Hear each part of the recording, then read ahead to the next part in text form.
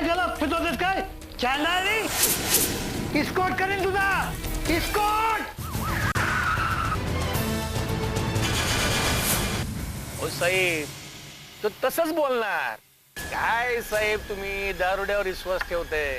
दादा पुजारी आणि नर्मदा काकूला समजा गाव ओळखतो ते कसे आहेत ते. आता यो आमचा विश्वास, यो बी याच्या पोराच्या इलाजासाठी त्यांच्याकडे जायचा. काय रे, जायचं का नाही? हा. आणि काय तुम्ही साहेब त्या गणेशवर विश्वास ठेवून माझ्याकडे आलात. अहो तो तुम्हाला शब्दामध्ये फिरवतोय. पाटील, हे बघा, पोलिसांना शब्दात फिरवणं एवढं सोपं नसतं.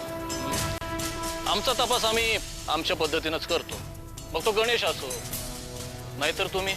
अरे सुकाळीच्या काय मान कापतो काय आमची? तिकडं. हे बघा साहेब, आम्ही या गावचं पाटील आहोत. आम्ही तेच करणार जे गावाच्या भल्याचं आहे. आम्ही तुम्हाला तेच सांगितलं जे खरं आहे. आता तुमचा आमचा विश्वास नसेल आणि त्या दारुडा विश्वास असेल तर आणखी एक गोष्ट सांगतो. ज्या दिवशी एक कांड झालं तो आम्ही इथे नव्हतोच. आम्ही पार तिकडं साताऱ्याला होतो, आमच्या सासूरवाडीला, यांच्या माहेरला. काय होतो का नाही? आणि तुमचा विश्वास नसेल तर आम्ही आमच्या सासवडीचा नंबर तुम्हाला देतो. फोन करा आणि विचारा असनी काय. ठीक आहे पाटील साहेब, कसं आहे, पुरावा नसताना गुन्हेगाराला पकडता येत नाही. तरी पण आम्ही आमच्या पद्धतीनं काय खरंय काय खोटं आहे ते शोधून काढूच. चला.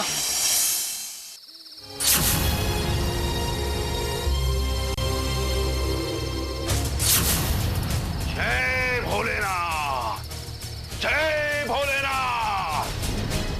इकडे पोलीस अंधश्रद्धेच्या घाणीत अडकून पडलेलं सत्य शोधून काढण्याच्या मागे होते. कोण असेल खुनी? गणेश, पाटील की कोणीतरी तिसराच? ही अंधश्रद्धा म्हणजे ना एखाद्या रक्तबीजासारखी असते. फसवणारा एखादा गेला की त्याची जागा घ्यायला दुसरा एखादा हजर असतोच. कारण फसणारे सदैव तयार असतातच. दादा आणि नर्मदाचा खून झाल्यावर दुसरा एक बैरागी बाबा गावातून दाखल झाला होता. कोण होता तो? कुठून आला होता? दादा आणि नर्मदाच्या खुनाशी त्याचा काही संबंध होता? आणि असेल तर तो कसा? ओम क्लीं चामुंडाय नमः. जा बेटा, तुझं कल्याण होईल. बाबा हो, पण या गावात आधीच 2 जणांचे मुर्दे पडलेत. तुम्ही इथे का आलात? तुला नाही कळणार बेटा, मी इथे का आलोय ते. मी इथे आलोय कारण त्या माणसाला मारणाऱ्या त्या भूतांची मीच लढू शकतो. तेवढी ताकद फक्त माझ्यातच आहे. म्हणजे त्यांना भूताने मारलंय का? तुम्हाला काय वाटलं माणसाने मारलंय? नाही, या गावावर भूताची छाया आहे. शापित आत्मा, तिला फक्त मीच दूर करू शकतो. फक्त मी. बैरागी बाबा की, बैरागी बाबा की. साहेब, एक नवा बाबा आला देवळात. हो, मला माहिती आहे. त्याच्यावर नजर ठेवा. कुठं जातो, काय करतो, सगळ्यावर. तो बाबाच आपल्याला त्या खुण्यापर्यंत पोहोचवतो.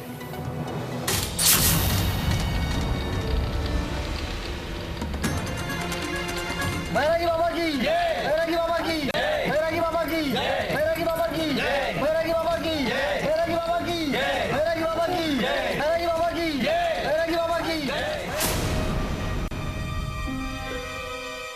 अहो तुम्ही यायला हवं होतं. तो बाबा लोकांचं दुःख दूर करतो. म्हणजे नक्की काय करतो का ते? सोनं न देतो का घर भरतो रेशनिंगनं? अजून डोसक्याचा खूळ गेला नाही तुझ्या? त्या बाबा लोकांपायी तुझ्या नवऱ्याला पोलिसांनी पकडून नेला होता. हे विसरलीस का काय तू? तुला गावाच्या बाहेर जायची बंदी आहे आणि तू लागलेच अजून त्या भोंदू बाबांच्या माग. अहो आपल्यावर आलेली विपदा दूर व्हावी म्हणूनच करते ना म्या. तुला म्हणतात कुत्र्याचं शेपूट वाकडं ते वाकडं. ही दोघं तर मेली आहेत आता. भोंदू बाबा पण लय दिवस नाही टिकणार, बघशील तू.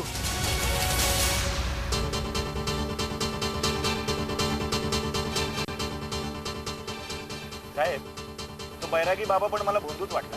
काहीतरी ट्रिक करत होता आणि तिथे गणेशची बायको आरती पण होती. ठीक आहे, त्या बाबावर लक्ष ठेवा तुम्ही.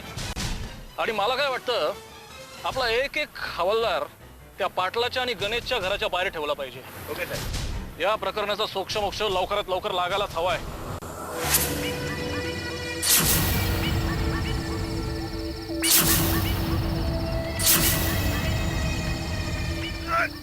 सोडा सोडा मला सोडा.